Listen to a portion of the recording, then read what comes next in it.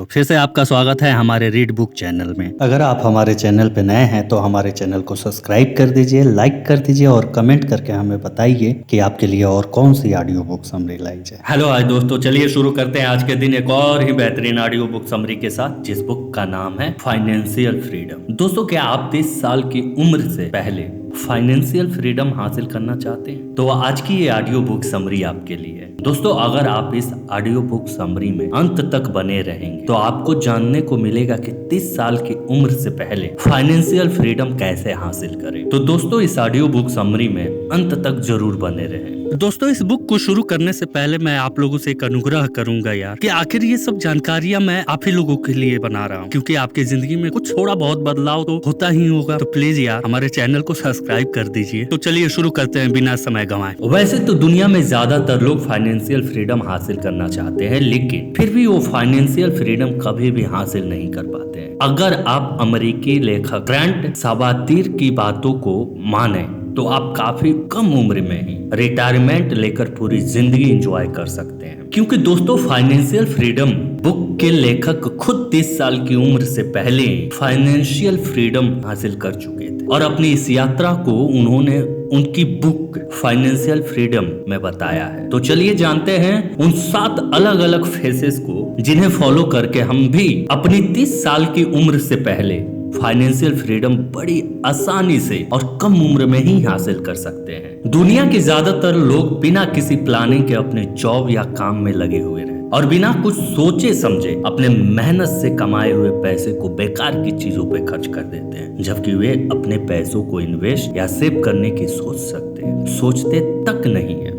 असल में लोग इस बात को पूरी तरह से भूल जाते हैं कि जब वे रिटायरमेंट की उम्र तक पहुंच जाएंगे तो लाइफ में किस तरह से सरवाइव कर पाएंगे। इसलिए इस किताब के लेखक कहते हैं कि किसी भी इंसान को शुरुआत से ही क्लियर होना चाहिए कि भविष्य में रिटायर होने के लिए उनको कितने पैसे की जरूरत होगी। यानी कि आपको रिटायरमेंट के लिए एक फिक्स डिपॉजिट अमाउंट डिजाइन करना है और जो आपको फाइनेंशियली इंडिपेंडेंट बना सके। और इस नंबर का आसानी से पता लगाने के लिए आपको अपने साल में होने वाले खर्च का 25 गुना कर देना। यानी कि अगर आप साल में 5 लाख खर्च करते हैं तो आप इस अमाउंट का 25 गुना करके आपको फाइनेंशियल इंडिपेंडेंट बनने के लिए 1,25,00,000 रुपए की जरूरत होगी।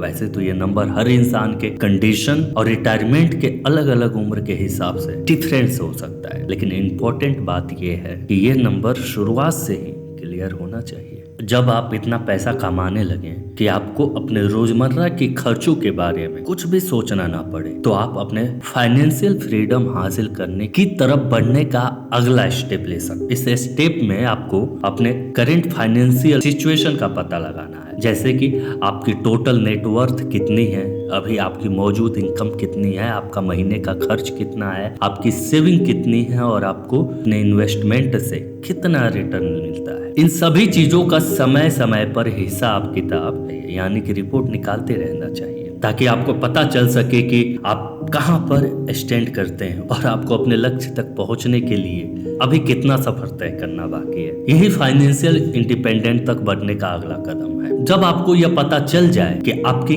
करंट फाइनेंशियल सिचुएशन क्या है और अभी आपको आपका गोल अचीव करने के लिए कितने दूर तक जाना है, तब आप अपनी फाइनेंशियल इंडिपेंडेंट की तरफ अगला कदम ले सकते हैं। दरअसल इस फेज में पहुंचने के बाद आपको सरवाइव करने के लिए आपको मंथली सैलरी की जरूरत नहीं होती, क्योंकि तब आप अपने स्टेटस और इन्वेस्टमेंट में से इतनी इनकम ग्रांट करने लगते हैं कि अगर आपकी सैलरी आनी बंद भी हो जाए तब भी आप अपनी इस दूसरी इनकम से आसानी से सरवाइव कर सकते हैं। बेसिकली इस फेज में आपको अपने खर्चे का हिसाब किताब रखना और उन पर कंट्रोल करना होता है। आपको कोई भी चीज खरीदने से पहले यह सोचना चाहिए कि ये चीज खरीदना आपके लिए कितना जरूरी है और ये चीज आपके लाइफ में क्या वैल्यू ऐड करेगी। यह सब सोचने के बाद आपको कोई भी चीज खरीदने का डिसीजन लेना चाहिए, क्योंकि दोस्तों तभी आप इस बात का सही अंदाजा लगा पाते हैं कि आपको अपने मेहनत का पैसा किस चीज पे खर्च करना चाहिए और किस चीज पे नहीं करना चाहिए। दोस्तों, उसके बाद अगला फेज है। इस फेज में आने के बाद आपके ऊपर किसी भी तरह का कोई भी कर्ज नहीं होता है। और आपको अपने खर्च पूरे करने के लिए किसी के भी मदद की जरूरत नहीं पड़ती, क्योंकि इस फेज में आने के बाद आपकी इनकम आपके खर्चों से अब काफी ज्यादा हो चुकी होती है। असल में किसी इंसान के पास इतने पैसे जमा हो जाते हैं कि वो अपने इनकम बंद हो जाने के बाद भी उन पैसों से 6 महीने आराम से जी सकता। तो वह इंसान फाइनेंशियल स्टेबल कहा जाता है और वह इंसान अपने फाइनेंशियल फ्रीडम को हासिल करने की तरफ स्टेबिलिटी फेज में पहुंच जाता है। इस फेज में आने के बाद आपको जो अलग स्टेप लेना होता है वह है सेविंग करना। अब सेविंग करने के बारे में ऑथर यह कहते हैं कि हम लोगों को छोटी छोटी जगहों पर सेविंग करने की बजाय घर, ट्रांसपोर्टेशन और खाना, इन 3 चीजों में ही सेविंग करनी चाहिए, क्योंकि यही 3 चीजें इंसान के लाइफ के सबसे बड़े एक्सपेंसेस होते हैं। और इन 3 चीजों का खर्च कम करके हम लोग अपने इनकम का 20% सेव कर सकते हैं। जब आपके पास इतना पैसा जमा हो जाता है कि आपकी इनकम 2 साल तक बंद हो जाने के बाद भी आराम से जी सकते, तब आप फाइनेंशियल फिक्सेबल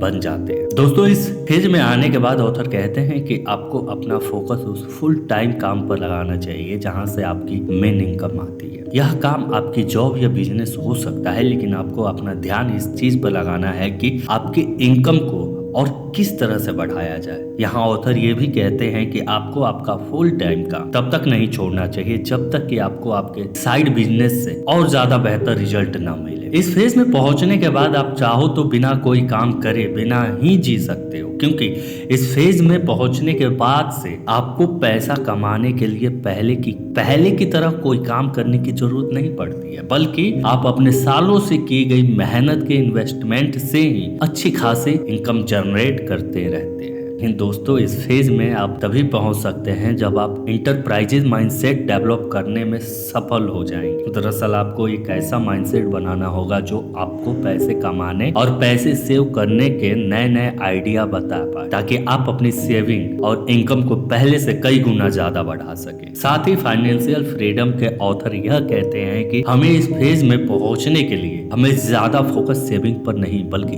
इनकम को बढ़ाने के तरीके खोजने पे फोकस लगाना चाहिए। ऑथर कहते हैं कि जब आप पैसों से ज्यादा अपने टाइम को वैल्यू देने लगते हैं तभी आप फाइनेंशियल इंडिपेंडेंट कहलाते हैं। ऑथर के द्वारा बताया गया यह आखिरी फेज आपको फाइनेंशियल फ्रीडम से भी एक कदम आगे ले जाता है, जहां आपके पास अपनी जरूरतों से कई गुना ज्यादा पैसा होता है और इस पैसे की मदद से आप अपनी बिना कोई काम किए रोजमर्रा की यह मंथली खर्च को बढ़ा सकते हैं, बिना कोई फिक्र के कि कोई भी चीज खरीद सकते हैं। दोस्तों, आसान सी भाषा में कहें तो आप इस फेज में आने के बाद आरामदायक लाइफ जी सकते हैं, लेकिन इस फेज तक आप तभी पहुंच पाएंगे जब आप शुरुआत से इन्वेस्ट करना शुरू कर देंगे, क्योंकि इस बुक के ऑथर खुद यह कहते हैं कि फाइनेंशियल वेल्थी बनने का सबसे बड़ा सीक्रेट यही है कि जितना जल्दी हो सके हमें इन्वेस्टमेंट करना शुरू कर देना चाहिए। तो दोस्तों, ये थे वे 7 अलग अलग फेजेस जिन्हें फॉलो करके हम सभी भी फाइनेंशियल फ्रीडम हासिल कर सकते हैं। अगर आप फाइनेंशियल वेल्थी बनना चाहते हैं